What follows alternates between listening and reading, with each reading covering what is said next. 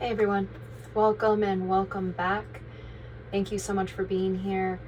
To kick things off real quick, just know that in my videos I only speak for myself and nobody else. I speak from my personal experience, my research, so on and so forth. I don't speak for anybody else. If you feel that you may need a greater understanding from someone about their personal experience, I implore you to speak with that person.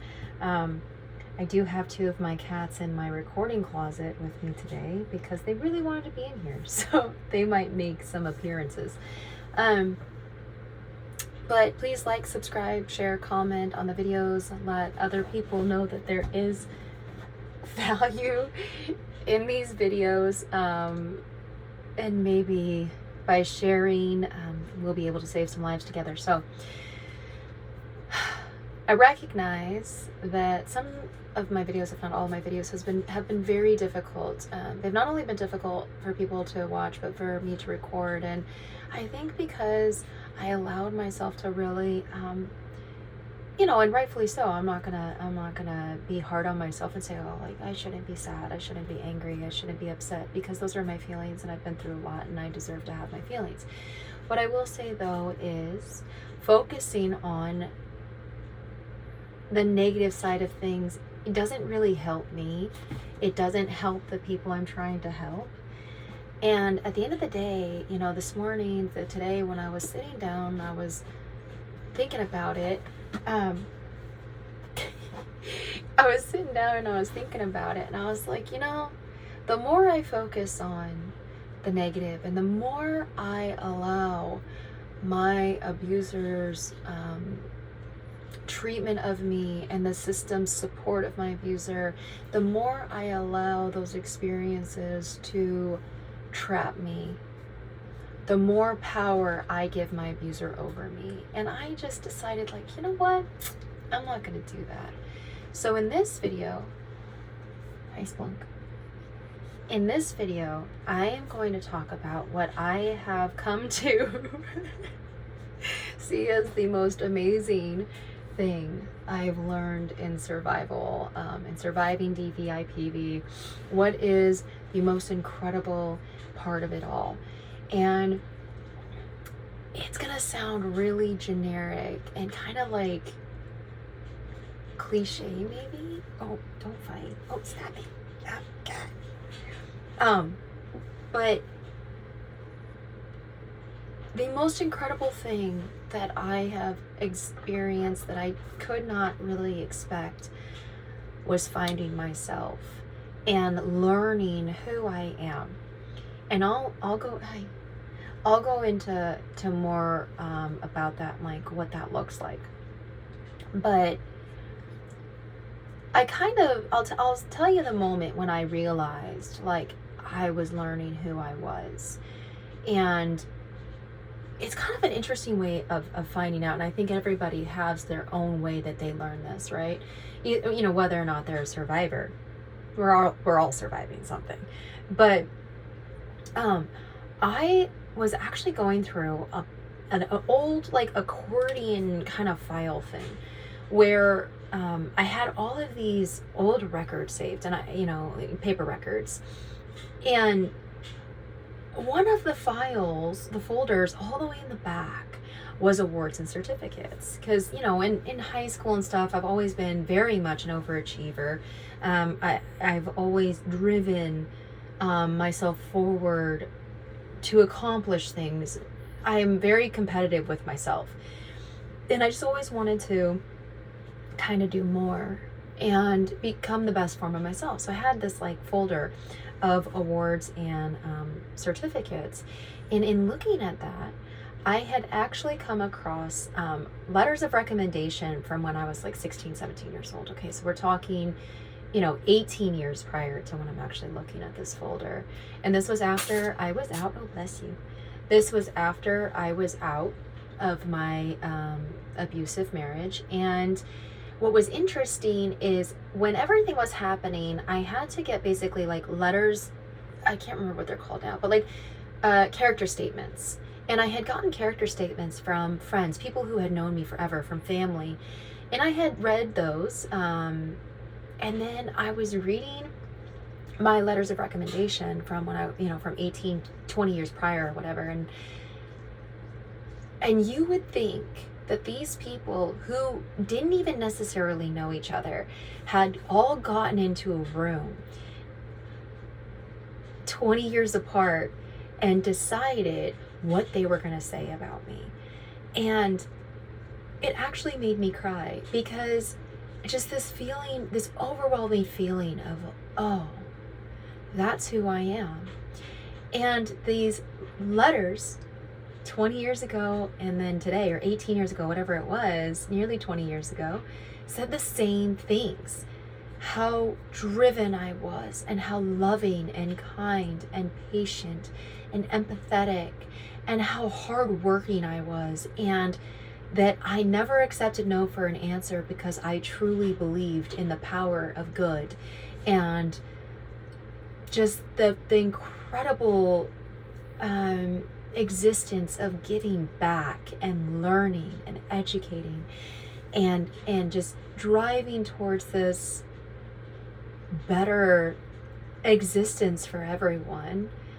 And it was incredible to me that after almost 2 decades I was that same person, but I was so lost. I didn't, well, in that environment, I had no idea who I was, or where I was, or kind of what I was doing. I was in this situation where I went to the #1 party school in the country for all 4 years of my undergrad. Well, it was at that time. And I had been to like one college party, and I went, and I kind of just sat there on the couch, and I was reading my it was either my human physiology or my genetics textbook, and I'm sitting there and I'm looking around. I'm like, this isn't really for me, right? And that's fine if it's for others, but it wasn't for me. I didn't drink. I didn't do any of that stuff. I didn't want to. And every so often I had like a drink, or like I was like, oh, okay, like let's see what this is all about. But it really never was for me. But then in this marriage, I was kind of in this place where I was forced to drink. Like, not drinking was not acceptable. And it was this really strange situation where I didn't want to drink, but I felt like I didn't have a choice. And I hated it.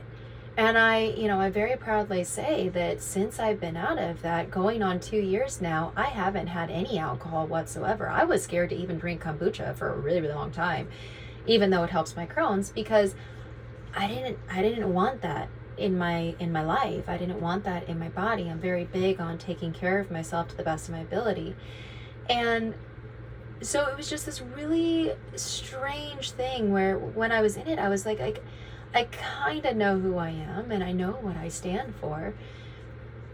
But no matter what I do, that's not good enough. And I allowed that to define my existence, is that no matter what I did and no matter who I was, it wasn't going to be good enough. So I had to change, in my mind, I had to change who I was in order to, appease this individual and survive this situation. And so when I got out, it was very shocking. I didn't, it was almost like I actually compared myself to Rip Van Winkle for a while, where it's like, I've been sleeping for 10 years and I have no idea. Like, obviously I lived in the real world, but like I kind of didn't. I didn't watch the news. I didn't have cable. I didn't have access to the real world. COVID was the last 2 years of it. The last 14 months I was isolated out in a forest house in the middle of God's nowhere. Closest town was like population 2,000, if that. So it was just like I had no clue what was going on. I really didn't. And I was isolated from friends. I was isolated from my family. So it was almost like I was sleeping. And so when I got out, I was like, holy shit. Like, what is going on? Like, how do you even like start over like this? And it was really scary. Like, I'm not a person that experiences a lot of, like, I would say fear. Like, to me, I've survived so much that I'm like, well, I guess I'll figure it out. So it was so goofy. Like, if anybody knows, like Looney Tunes, is that Looney Tunes? Like Mickey Mouse, Goofy. That's how. Oh, anyway, so I started to really like just try to figure out who I was again, fundamentally. And I started going back to like, and this helped me, but I started going back to like when I was a child, what I could remember. What was I like? What did I like to do? What parts of my existence brought me immense joy? What parts of my existence historically have made me feel not just excited or motivated, but passionate and inspired? And like, how do I do more of that? And then reading these letters of recommendation and these character statements and all of this stuff, and there were themes. There were themes. I was immensely creative. I've always been immensely creative. I actually painted this. This is not like necessarily my best work, but I painted this in that environment, and I felt really good about it. It felt really good to paint it, and I actually painted. Oh, it's stuck. Well, there's a painting right here on the wall that I did, and maybe I'll show that one day. And I just, I was immensely creative. I've always wanted to draw and paint. I write lyrics. I wrote lyrics a lot when I was younger, and I had the melodies in my head, and I could kind of get them out, but it was difficult. But I stopped writing. For years, I stopped writing, and then one day I was cooking in the kitchen. This wasn't that long ago. This might have been a month ago. And I was cutting vegetables in the kitchen, and I started to write lyrics in my head. I started to recite the lyrics in my head, and I immediately grabbed a book and started writing them down. And some of them were really angry, and some of them were, kind of like, if somebody looked at them and didn't have context, would be like, boo. Like, gee, don't talk to that one. But some of them were really beautiful and joyful, and showed just like the love that I have within me. And so I kept writing, and my art, like my drawing, that got better. And then just this overdrive of love for others, and like trying to do what I could with my experiences and everything like that, to just like give back and to raise awareness and to help others. And to the point where, yeah, sometimes it's been detrimental to my health. It hasn't been like, there's a balance that I've had to learn there of, at what point am I giving too much again to where I am sacrificing my existence? And this is a really hard thing for me, and it always has been. I love animals. I've always loved animals. I have 2 hairless cats sitting on my lap right now. One's cleaning her leg, and the other one is sleeping, and I've got my dogs. And, no matter what these crazy little animals do, they bring me immense joy. And my coffee's here. One second. Thank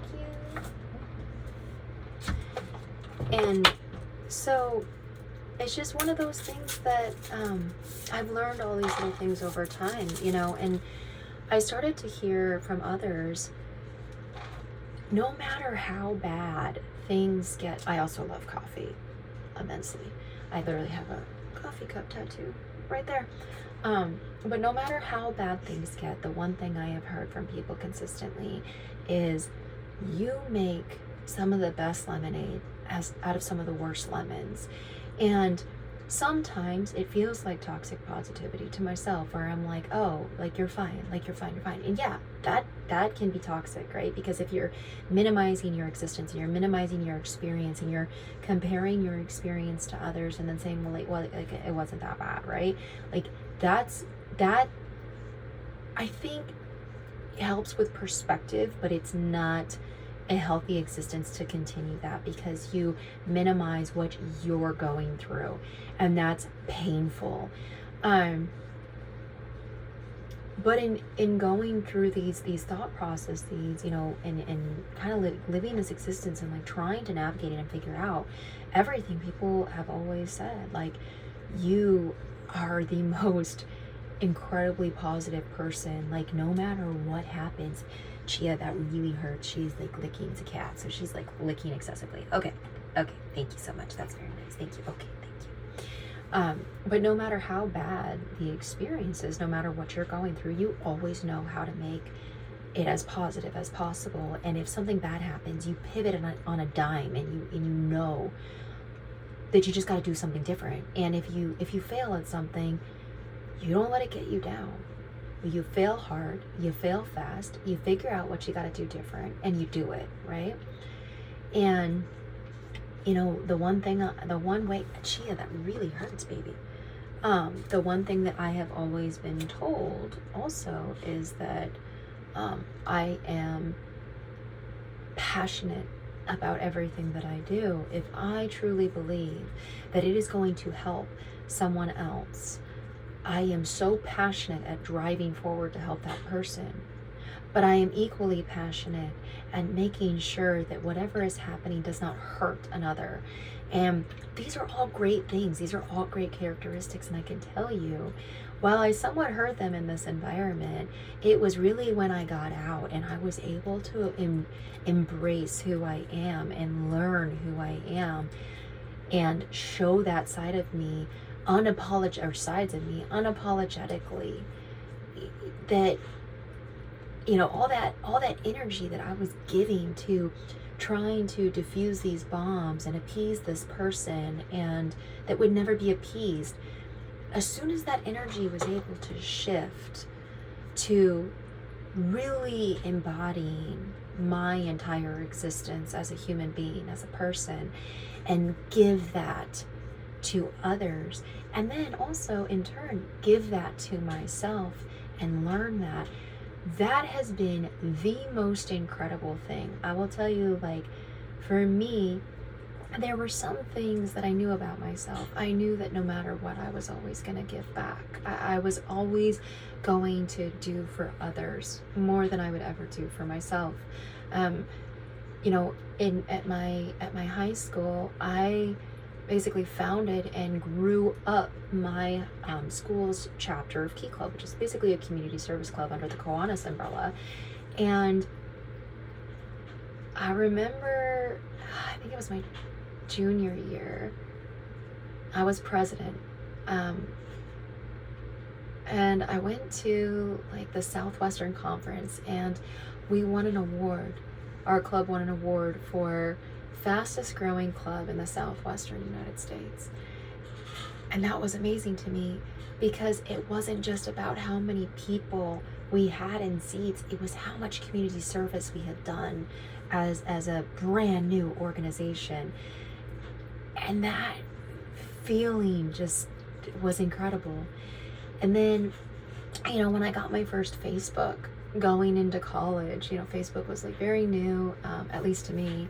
And I got my first Facebook, and on my profile it said something to the effect of about me, and it said, I will devote my entire life to giving back to others, and I'll probably be poor my entire life as a result, but like, I'm really okay with that.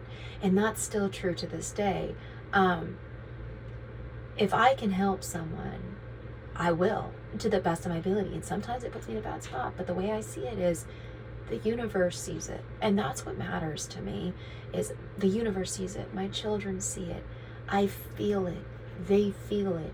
And at the end of the day, like, if I leave this earthly plane with a paper plate and a plastic fork, but I still have something to eat with, like, and I've spent my entire existence giving to others, like, hot damn, yeah, that's where it's at for me.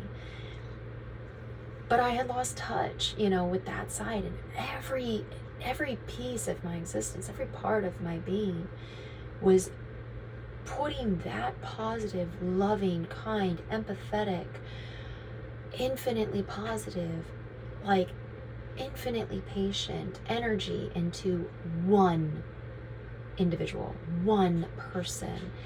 And then when I got out, I was able to see that all of that I had given to one, I could now give to as many as I wanted.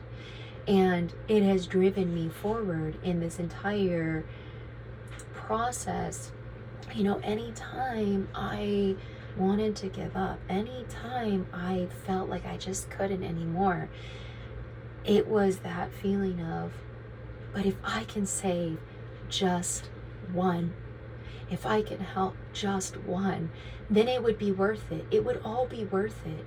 If I could give that one tidbit of information that could get someone out and turn a victim into a survivor, if I could get the attention of one person, or I don't know, a celebrity, a politician, I don't know who, to use their platform to spread the awareness that we need to work together to save others, then it would all be worth it, right? And candidly, I waited so long to do this, to be ready, that I lost track of what really mattered, which was focusing on the positive and which was focusing on what we can do to make a difference, that I became hyper focused on what we can't do, and giving all this energy again to calling out this individual and his family and friends that were supporting him. And do I think that those things have a place? Yep, I do.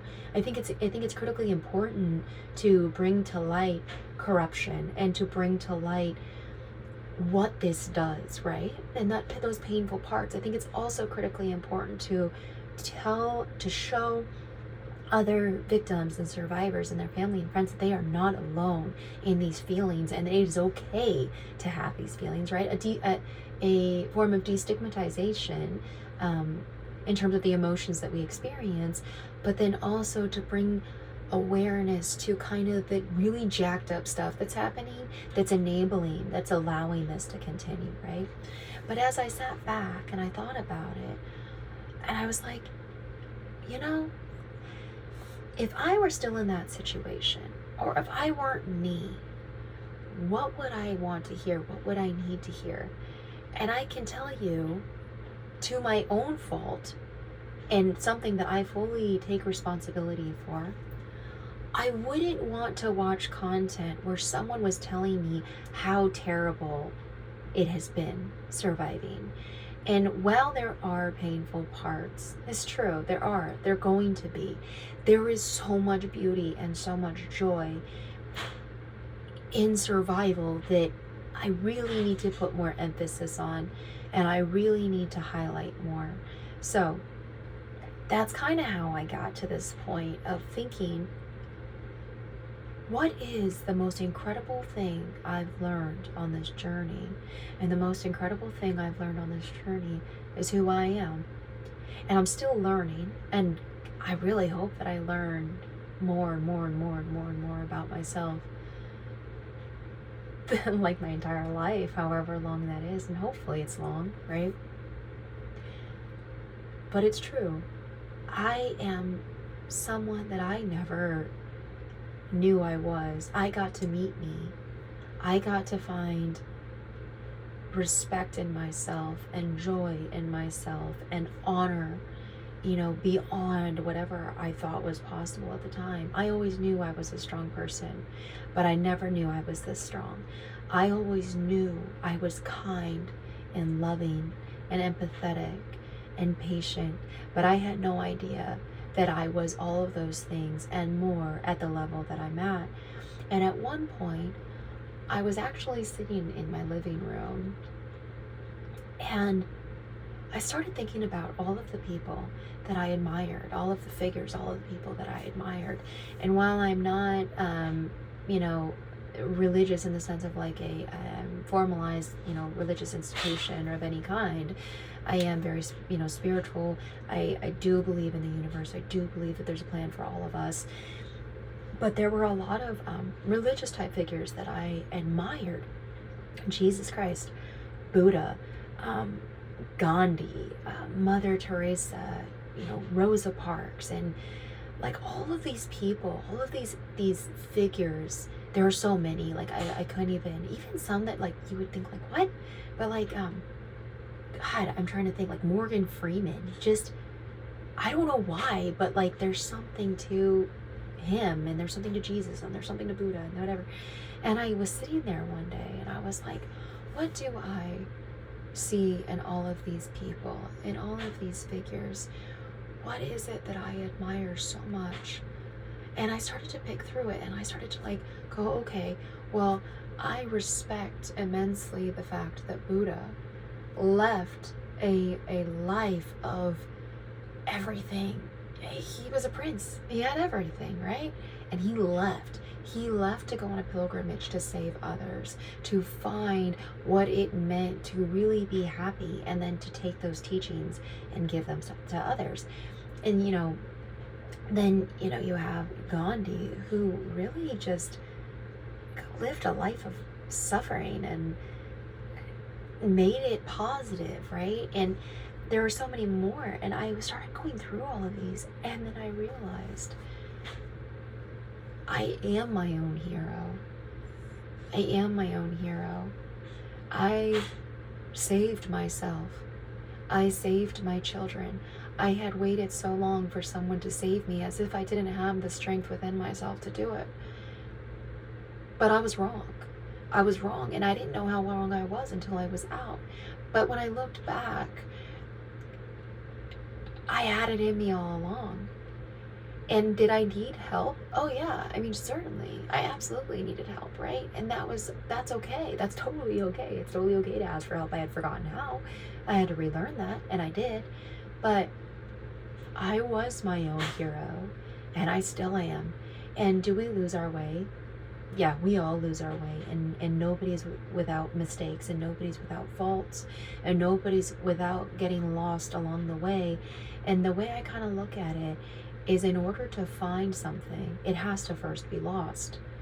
If it wasn't first lost, it couldn't possibly be found. It would just be, right? But I was lost. I am lost. A lot of the time I'm lost. I'm trying to figure this all out. In the grand scheme of things, I was in it for 10 years. I've not even been out 2 years, and I'm kind of still in it because I'm still going through the legal process, and I'm still trying to make sense of all of the emotions. I'm still trying to make sense of all the trauma. And you can't really make sense out of nonsense, but it doesn't stop my brain from trying to do it, considering that I have a scientific mind. I'm trying to heal 2 children from immense trauma. I'm trying to help others understand where I'm at, where they might be. I'm trying to reconcile the feelings I get when I read things that are triggering, or see things that are triggering, or have people tell me things that are triggering, or I hear or see or smell or whatever something, and I'm like, myself triggered, and I'm like, oh God, like, why do I feel this way? And I have to like figure it out, right? But here's the beauty in it all. As I do that, and as I focus my energy on understanding why I feel these ways, but then being understanding of my feelings, I learn more about me, and I am given more power within myself to give back to others. And through that process, I learn myself. And I absolutely 100% guarantee and believe that if I were still in that environment, I would have never gotten that opportunity. So is survival hard? Yeah. Is survival lonely? Yeah, it is. But to be given the opportunity to learn who I am and meet the real me, and know that I am capable of so much even more than right now, and that I always was, and to get lost and then find myself again in some of the most unlikely places. Man, what a gift. What a gift. And so through all of it, through 10 years of abuse, through the 2 years since of just navigating the freaking choppiest of waters and like trying to figure out without like crashing into the ground or whatever. It sucks sometimes. Yeah, it sucks sometimes. But I know that lighthouse is right ahead. I know that I'm almost there. I'm almost there. And when I get there, the sunrise will be there for me too. And I just had to keep on trudging forward. And along the way, I learn the lessons, and I get to record these videos and teach others and help others and turn victims into survivors and help friends and family learn how to support their loved ones, raise the awareness that, yeah, this is a really shitty thing, but we're getting through it together. And then at the end of every single video, like I'm about to do right now, I look at all of you and I thank you for coming, and I say, please like, share, subscribe, comment, and let's save some lives together. Thank you.